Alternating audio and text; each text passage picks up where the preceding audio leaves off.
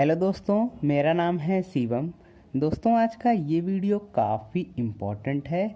आज से हम एक नया चैप्टर स्टार्ट कर रहे हैं एनसीईआरटी का, जिसका नाम है मॉलिक्यूलर बेसिस ऑफ इनहेरिटेंस। दोस्तों, इस चैप्टर को पढ़ने के लिए सबसे पहले हमको पता होना चाहिए न्यूक्लिक एसिड के बारे में। दोस्तों, न्यूक्लिक एसिड दो प्रकार के होते हैं, डीएनए और आरएनए। डीएनए का फुल फॉर्म होता है डीऑक्सी राइबो न्यूक्लिक एसिड और आरएनए का फुल फॉर्म होता है राइबो न्यूक्लिक एसिड। आइए जानते हैं कि न्यूक्लिक एसिड अर्थात डीएनए और आरएनए सेल में कहाँ पाए जाते हैं। तो मैं यहाँ पर एक सेल का डायग्राम बना रहा हूँ, ध्यान से देखिए। ये जो सेल मैं बना रहा हूँ ये यूकैरियोटिक सेल है। तो मैंने इसका आउटर मेम्ब्रेन खींच दिया है, आउटलाइन देखिए मैं बना रहा हूँ। ओके, तो ध्यान से देखिए, ये है हमारा एक यूकैरियोटिक सेल। मैं नीचे नाम लिख देता हूँ,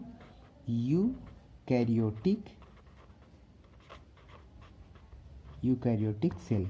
आइए देखते हैं कि इस यूकैरियोटिक सेल में डीएनए और आरएनए कहाँ पर पाए जाते हैं।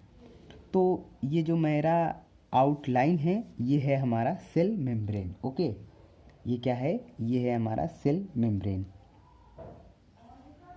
मैं नाम लिख देता हूँ सेल मेम्ब्रेन। हमको पता है कि सेल मेम्ब्रेन के अंदर एक डेंस पार्ट होता है जिसे न्यूक्लियस कहा जाता है। तो मैं न्यूक्लियस बना रहा हूँ, ध्यान से देखिए, ये है हमारा न्यूक्लियस। ओके, ये देखिए, ये है हमारा न्यूक्लियस। तो मैं लेबल कर देता हूँ, ये जो स्ट्रक्चर मैंने बनाया है ये क्या है? ये है हमारा न्यूक्लियस। तो मैं यहाँ पे न्यूक्लियस लिख देता हूँ।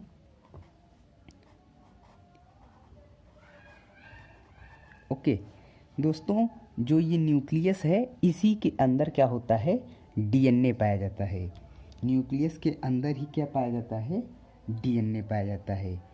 मैं न्यूक्लियस के डीएनए को दर्शा रहा हूँ, ध्यान से देखिए, ये है हमारा डीएनए। ओके,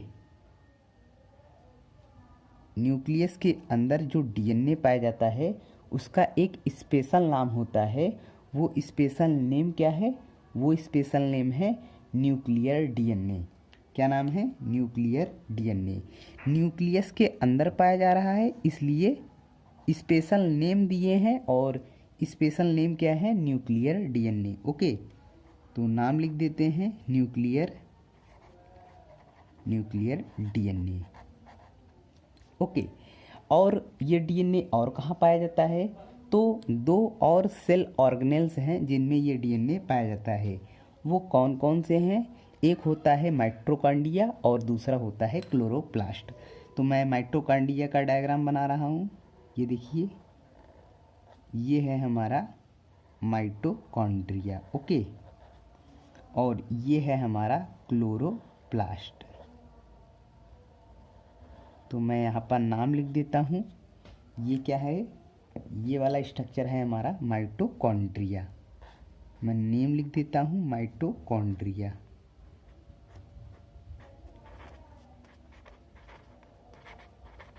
और ये वाला स्ट्रक्चर क्या है? ये है हमारा क्लोरोप्लास्ट।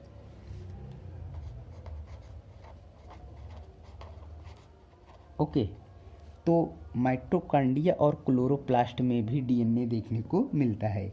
तो माइटोकॉन्ड्रिया में डीएनए कैसे दिखता है? मैं देखिए स्ट्रक्चर बना रहा हूँ, ये देखिए, ये मैंने सर्कुलर बनाया है। तो माइटोकॉन्ड्रिया का डीएनए भी कैसे होता है? सर्कुलर होता है और डबल स्टैंडर्ड होता है। ओके, तो ये देखिए सर्कुलर है और डबल स्टैंडर्ड है। क्लोरोप्लास्ट में भी जो डीएनए होता है वो सर्कुलर होता है और डबल स्टैंडर्ड होता है। ओके, तो मैं यहाँ पे डायग्राम बना दे रहा हूँ, ये देखिए, ये है हमारा सर्कुलर और डबल स्टैंडर्ड डीएनए। ओके, तो यहाँ पर ये दोनों हो गया। और हमको पता है कि न्यूक्लियस के बाहर का जो पार्ट होता है वो क्या कहलाता है? साइटोप्लाज्म। साइटोप्लाज्म न्यूक्लियस के बाहर का पार्ट कहलाता है साइटोप्लाज्म। तो ये जो डीएनए पाए जा रहे हैं, ये जो सेल ऑर्गेनेल्स हैं माइटोकॉन्ड्रिया और क्लोरोप्लास्ट, ये साइटोप्लाज्म में पाए जा रहे हैं और इनके अंदर डीएनए पाया जा रहा है। तो इनको एक और नाम देते हैं साइटोप्लाज्मिक डीएनए। क्या नाम देते हैं? Cytoplasmic DNA. तो मैं नाम लिख देता हूँ साइटोप्लाज्मिक डीएनए। इस साइटोप्लाज्मिक डीएनए का एक और नाम होता है और वो नाम क्या है? Extra nuclear DNA. दूसरा नाम क्या है? Extra nuclear DNA. Okay, extra nuclear क्यों कह रहे हैं? क्योंकि ये न्यूक्लियस के बाहर पाया जा रहा है। न्यूक्लियस के बाहर डीएनए पाया जा रहा है, इसलिए इसको बोलते हैं एक्स्ट्रा न्यूक्लियर डीएनए। ओके, क्या नाम देते हैं? Extra nuclear DNA. तो दोस्तों, ये हमने देख लिया कि डीएनए कहाँ कहाँ पाया जाता है। तो डीएनए हमको कहाँ कहाँ देखने को मिलता है? डीएनए हमको 3 स्थानों पे देखने को मिलता है। कहाँ कहाँ पे? न्यूक्लियस में डीएनए हमको कहाँ कहाँ देखने को मिलता है? डीएनए हमको 3 स्थानों पे देखने को मिलता है। पहला है न्यूक्लियस, दूसरा है माइटोकॉन्ड्रिया, तीसरा है क्लोरोप्लास्ट। ओके, न्यूक्लियस का जो डीएनए होता है उसको क्या बोलते हैं? Nuclear DNA. और ये कैसा होता है? लीनियर होता है। देखिए, इसका डीएनए कैसा है? लीनियर है। तो न्यूक्लियस का डीएनए कैसा होता है? लीनियर होता है। और यही मेन डीएनए होता है। यही कैसा डीएनए होता है? Main DNA. माइटोकॉन्ड्रिया का डीएनए कैसा होता है? सर्कुलर। ध्यान से देखिए, ये सर्कल जैसा है, तो सर्कुलर और डबल स्टैंडर्ड होता है। इसका भी लीनियर होता है और डबल स्टैंडर्ड होता है। क्लोरोप्लास्ट का डीएनए भी कैसा होता है? सर्कुलर और double standard and double standard. Okay, तो यहाँ पर आपने समझ लिया कि डीएनए कहाँ कहाँ पाया जाता है। एक बार फिर से मैं आपको बता रहा हूँ। ये देखिए, ये सबसे बाहर की जो ये वाली आउटलाइन है, इसको बोलते हैं सेल मेम्ब्रेन। सेल मेम्ब्रेन के अंदर एक डेंस स्ट्रक्चर देखने को मिलता है जिसे कहते हैं न्यूक्लियस। न्यूक्लियस के अंदर जो डीएनए पाया जाता है उसको बोलते हैं न्यूक्लियर डीएनए। ओके, न्यूक्लियस के बाहर वाला पार्ट साइटोप्लाज्म कहलाता है और इस साइटोप्लाज्म में कई सारे सेल ऑर्गेनेल्स देखने को मिलते हैं। ये सेल ऑर्गेनेल्स कई सारे हो सकते हैं, जैसे माइटोकॉन्ड्रिया, क्लोरोप्लास्ट और राइबोसोम भी देखने को मिलता है। ओके, और लाइसोसोम भी देखने को मिलता है। बहुत सारे सेल ऑर्गेनेल्स साइटोप्लाज्म में पाए जाते हैं, लेकिन केवल डीएनए माइटोकॉन्ड्रिया और क्लोरोप्लास्ट में ही पाया जाता है। माइटोकॉन्ड्रिया और क्लोरोप्लास्ट में जो डीएनए होता है उसको साइटोप्लाज्मिक डीएनए कहते हैं, क्योंकि ये साइटोप्लाज्म में पाया जाता है। और एक्स्ट्रा न्यूक्लियर डीएनए भी कहते हैं, क्योंकि ये जो डीएनए है वो न्यूक्लियस के बाहर पाया जा रहा है। ओके,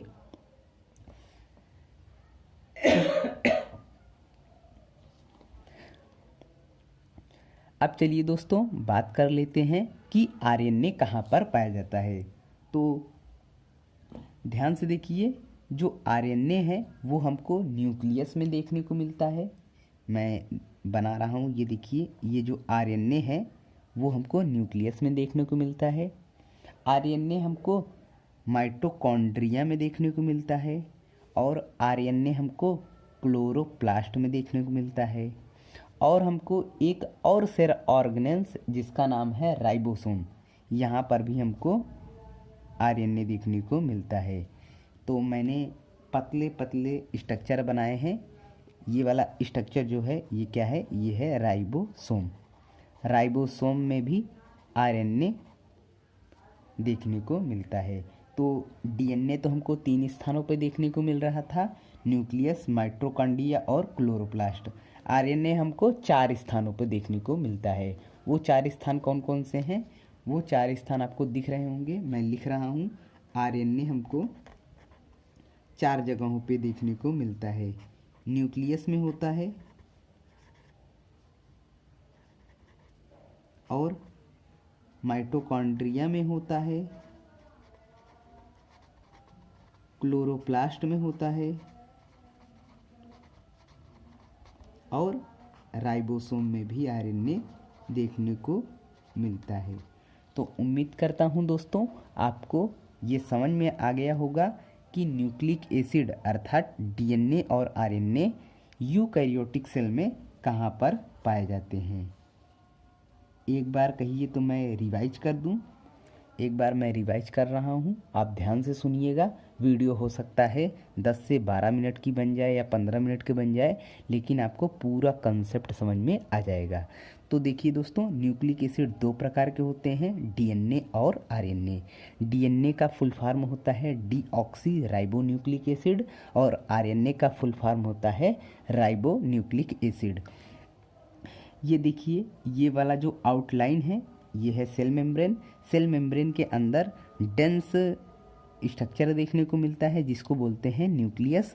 न्यूक्लियस के अंदर जो डीएनए होता है उसको न्यूक्लियर डीएनए बोलते हैं और ये लीनियर होता है। ओके, कैसे होता है? लीनियर। न्यूक्लियस के बाहर जो स्पेस होता है उसको बोलते हैं साइटोप्लाज्म। साइटोप्लाज्म में कई सारे सेल ऑर्गेनेल्स देखने को मिलते हैं, जैसे mitochondria, chloroplast, Golgi body, endoplasmic reticulum etc. लेकिन डीएनए केवल क्लोरोप्लास्ट और माइटोकॉन्ड्रिया में ही देखने को मिलता है। ये मैंने बनाया है माइटोकॉन्ड्रिया और ये बनाया है क्लोरोप्लास्ट। माइटोकॉन्ड्रिया और क्लोरोप्लास्ट में जो डीएनए होता है वो सर्कुलर होता है और डबल स्टैंडर्ड होता है। माइटोकॉन्ड्रिया और क्लोरोप्लास्ट का जो डीएनए होता है वो साइटोप्लाज्म में होता है। ओके, माइटोकॉन्ड्रिया के स्ट्रक्चर के अंदर रहता है, लेकिन ये साइटोप्लाज्म में माइटोकॉन्ड्रिया और क्लोरोप्लास्ट पाए जाते हैं, इसीलिए इस डीएनए का नाम रखे हैं साइटोप्लाज्मिक डीएनए। एक बार फिर से बता रहा हूँ, माइटोकॉन्ड्रिया और क्लोरोप्लास्ट साइटोप्लाज्म में पाए जाते हैं और जो डीएनए होता है वो माइटोकॉन्ड्रिया के अंदर होता है, इसीलिए इसका जो नाम रखे हैं साइटोप्लाज्मिक डीएनए।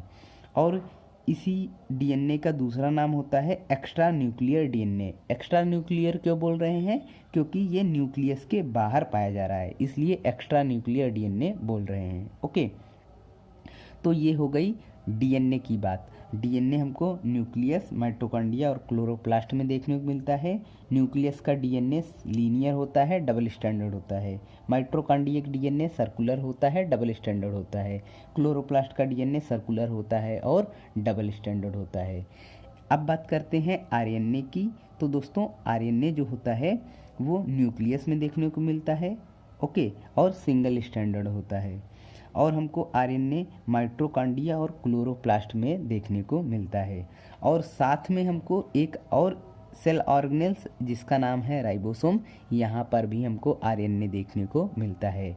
अर्थात आरएनए की 4 लोकेशन है। पहला है न्यूक्लियस, दूसरा है माइटोकॉन्ड्रिया, तीसरा है क्लोरोप्लास्ट, चौथा है राइबोसोम। तो उम्मीद करता हूँ आपको डीएनए और आरएनए की लोकेशन यूकैरियोटिक सेल में समझ में आ गई होगी। आपको ये वीडियो कैसा लगा कमेंट बॉक्स में ज़रूर बताइए। चैनल पर नए हैं तो चैनल को सब्सक्राइब कर लीजिए ताकि ऐसी ही इम्पॉर्टेंट वीडियोज़ मैं आप लोगों के लिए लाता रहूँ। चलिए दोस्तों, मिलते हैं नेक्स्ट वीडियो में। तब तक जय हिंद, वंदे मातरम।